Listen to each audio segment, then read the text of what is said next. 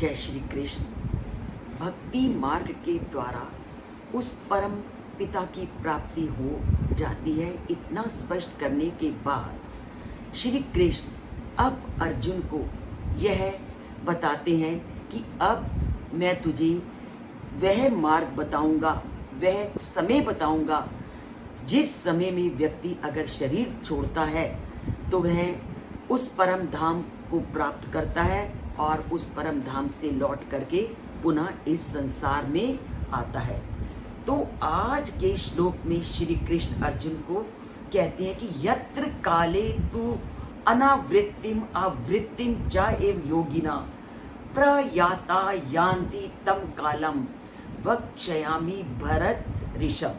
तो क्या कहता है, हे भरत ऋषभ, हे भरत वंश में श्रेष्ठ अर्जुन, अब मैं तुझे वो समय बताऊंगा, वह स्थिति बताऊंगा जिसको समय में व्यक्ति अगर शरीर छोड़ता है तो पुनः वह इस संसार में नहीं आता, और किस समय अगर वह शरीर छोड़ता है तो वह पुनः इस संसार में आता है।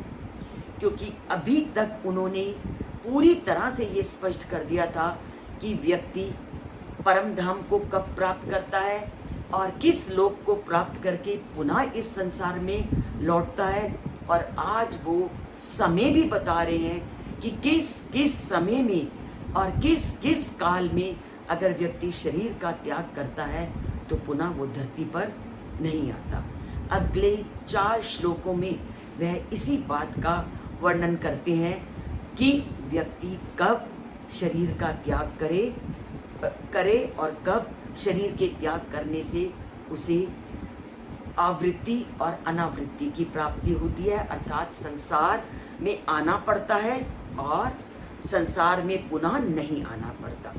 तो इस श्लोक के अनुसार संसार में 2 तरह के लोग होते हैं, जो संसार से जाने के बाद सदा के लिए ईश्वर धाम को प्राप्त कर लेते हैं, और दूसरे वो लोग होते हैं जो संसार में जाने के बाद ईश्वर धाम को प्राप्त करके पुनः लौटकर धरती पर आते हैं। तो दोनों तरह के लोगों के जीवन के बारे में वह अगले श्लोकों में वर्णन करेंगे। इस श्लोक में श्री कृष्ण ने उनके जाने और आने के समय का भी निर्धारण किया है कि व्यक्ति अगर इस समय में अपने शरीर को छोड़ता है तो वह पुनः संसार में आता है, और अगर इस समय को वह शरीर को नहीं छोड़ता तो वह संसार में नहीं आता। तो अगले 3 श्लोक कौन से समय में शरीर का त्याग उचित है उसका वर्णन वह करते हैं। तभी इस श्लोक में कहा है, हे बंदे, पाना है श्रेष्ठ मार्ग तो अपना सब कुछ उस पर न्यौछावर कर दे, अपना सब कुछ उस पर लुटा दे। उस बिन तेरा कोई सहायक नहीं, उसके बिना तेरा कोई उद्धारक नहीं। तेरा अगर उद्धार कोई कर सकता है तो वह परम पिता परमात्मा। जय श्री कृष्ण।